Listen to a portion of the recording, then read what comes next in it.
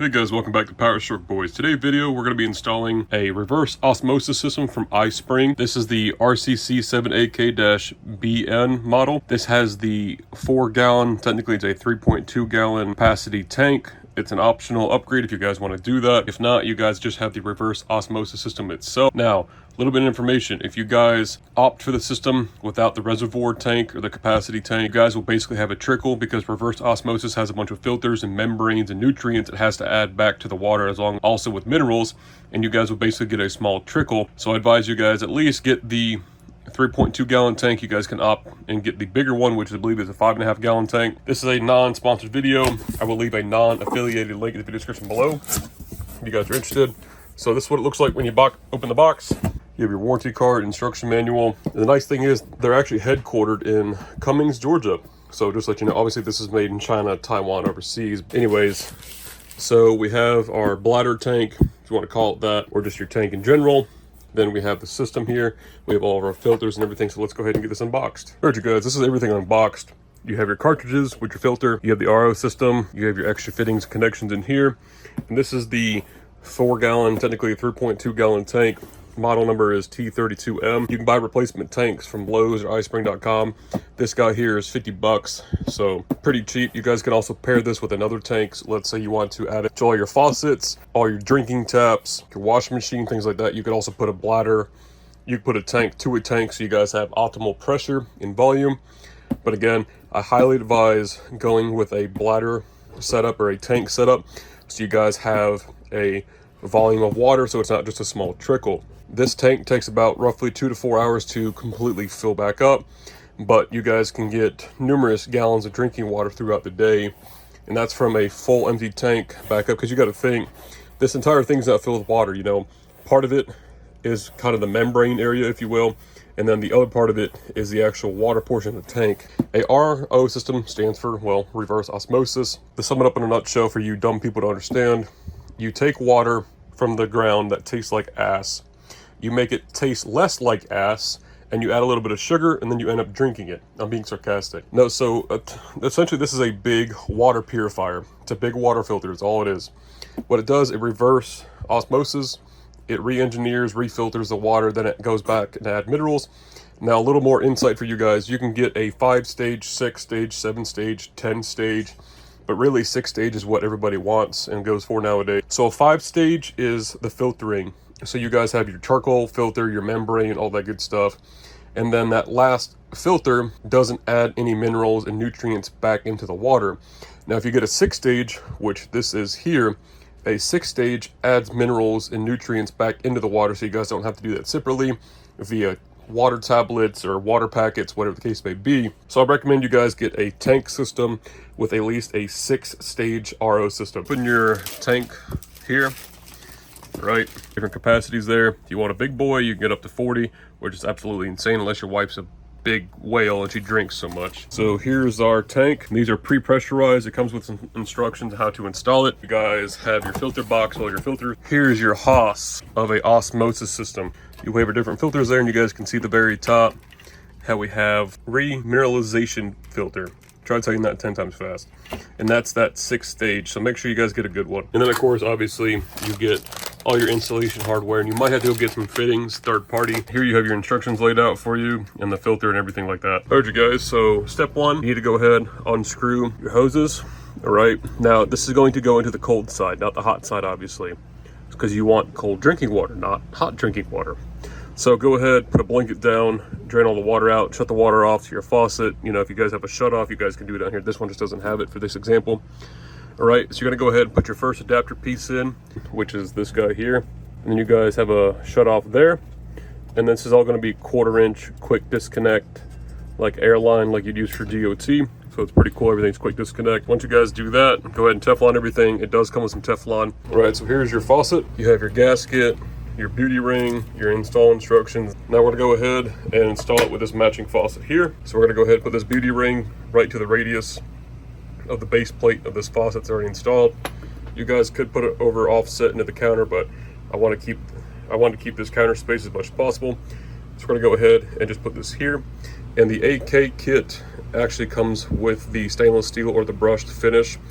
where if you guys get the -BK for the black, it'll actually come with a black faucet. So you guys do have options there. All right, you guys, the next step, we found our hole, went ahead and drilled it. As you guys can see, we dimpled it a little bit, but it'll be okay.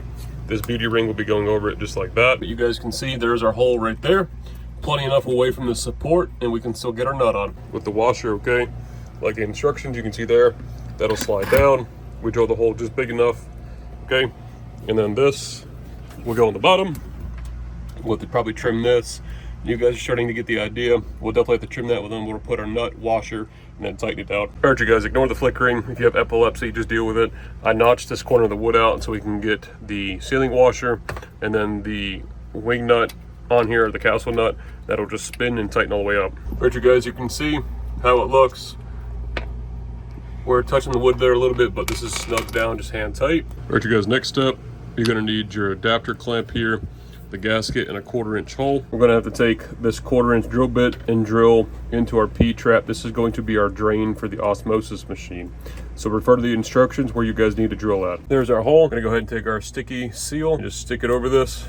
All right, you guys, so they call this your drain saddle. Drill your 1/4-inch hole, you put your sticky seal on, you'll take your drain saddle, stick it on there, but before you do that, take the black, you need to cut a 45 in one end of the black drain, okay, through your saddle, and obviously you'll leave enough to go all the way in, and then you'll use the 2 Phillips screws that are provided to clamp the back side of the drain saddle, and then it'll all just be pushed on like that. All right, you guys, there you go.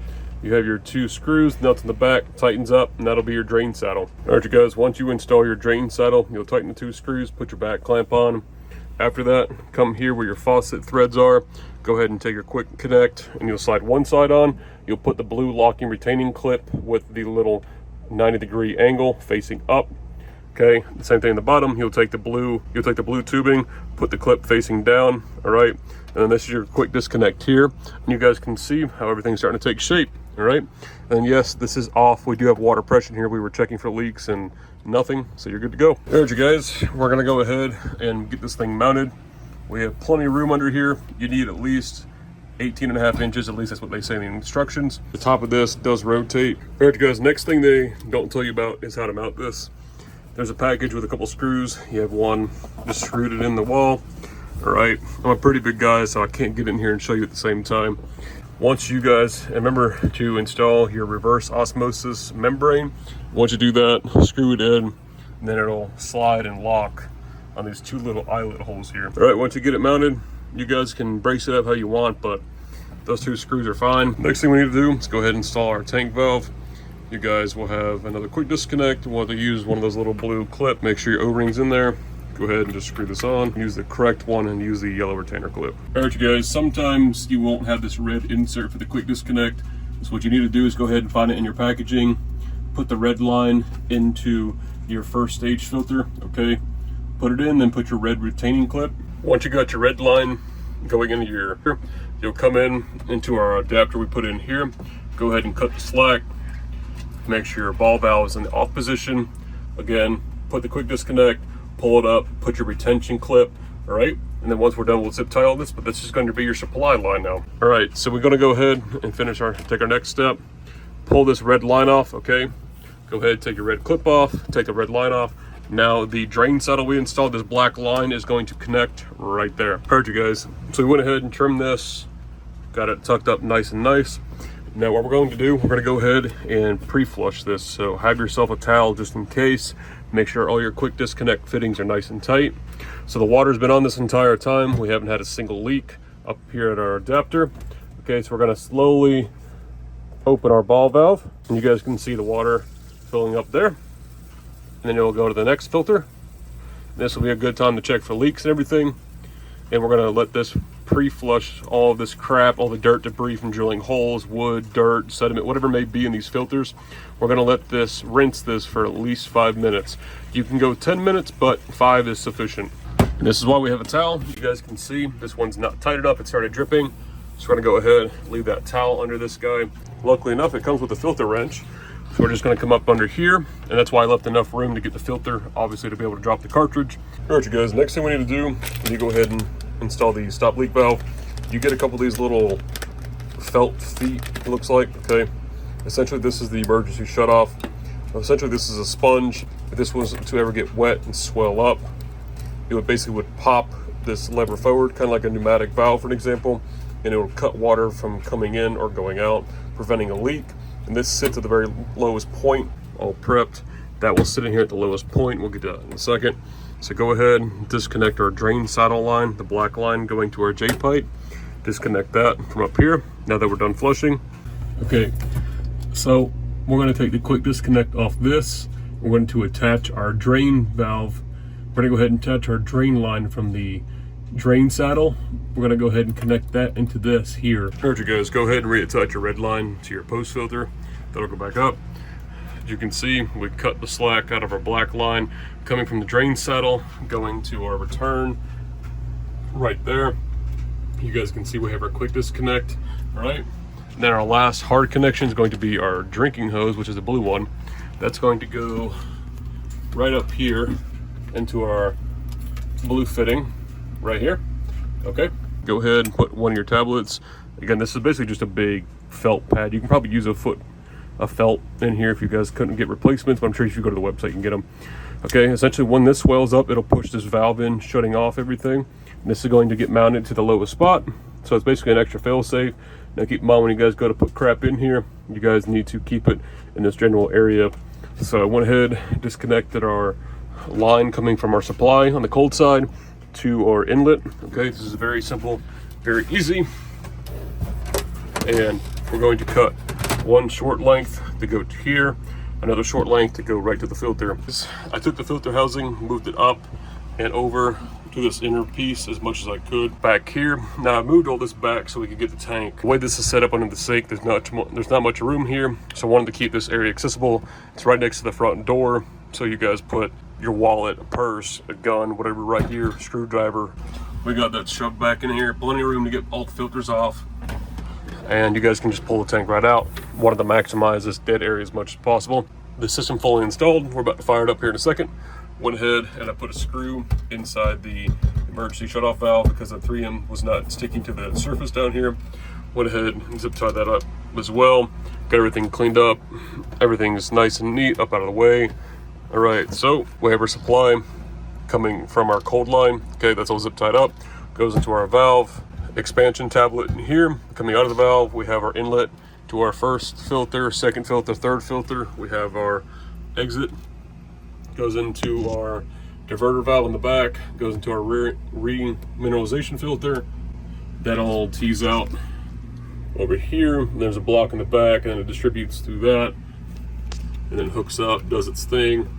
And then, so that red line comes out our third stage filter, goes into that, goes through all the filters here, comes back, goes through our taste polishing, the supply coming from the tank, mineralization filter, then comes back up into our blue one and up and into our faucet. All right, so once we verified we don't have any leaks with the tank valve still shut, we have a catch basin here. We're gonna go ahead, purge out any air, and this will take a second to get the water up here.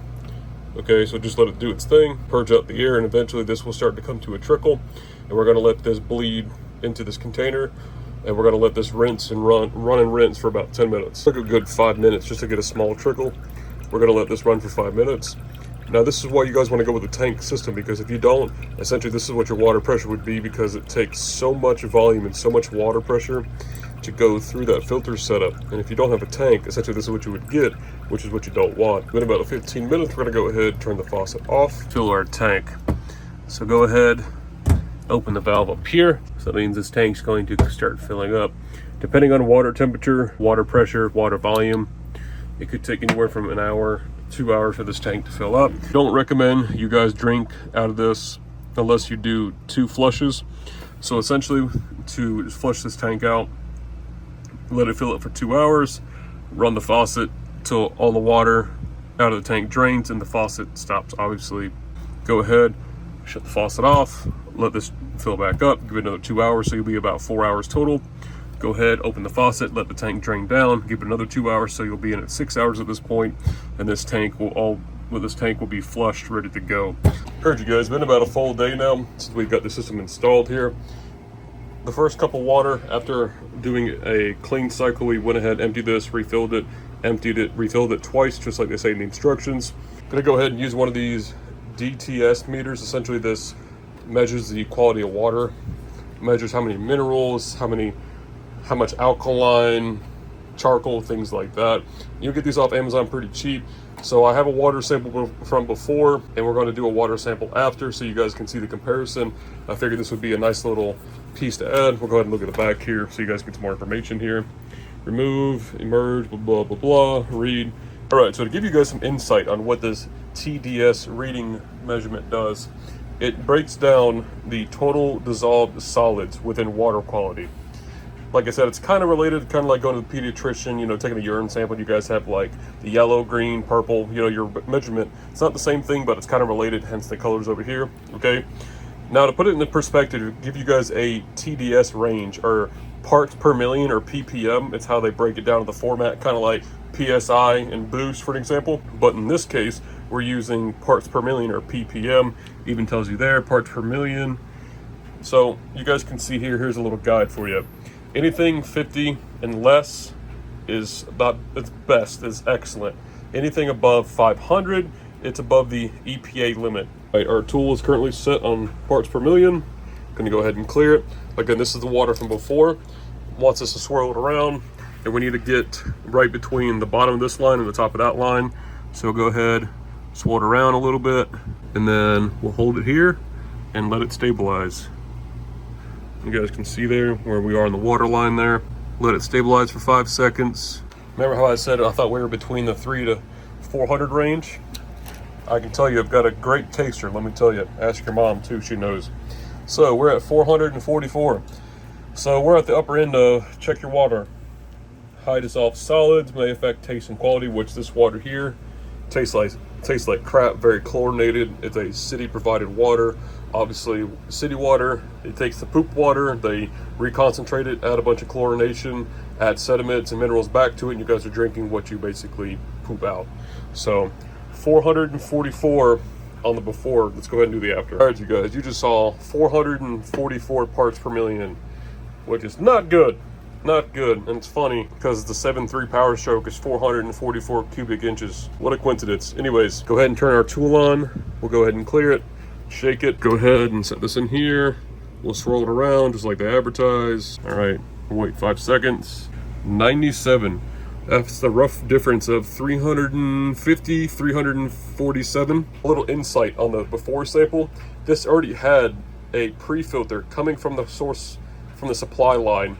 And also it already had a 3-stage RO system on it. So it was already filtered 4 times, and it was already 444 parts per million. And we're 97, installing a new 6-stage with a pressurized tank system.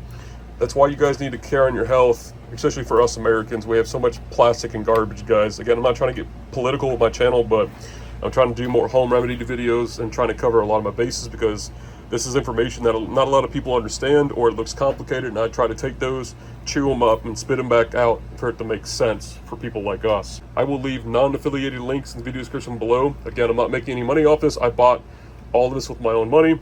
Now, the gauge, I was given this, and shout out to my illegal Mexican friend Austin. Thanks for the gauge, I appreciate it. Hopefully you don't get picked up by ice. But anyways, obviously here's proof in the pudding from before and after, even being filtered 4 times versus their new 6-stage. Thank you guys for watching. As always, remember to leave a like, comment, subscribe, click the notification bell. We'll see you guys in the next video.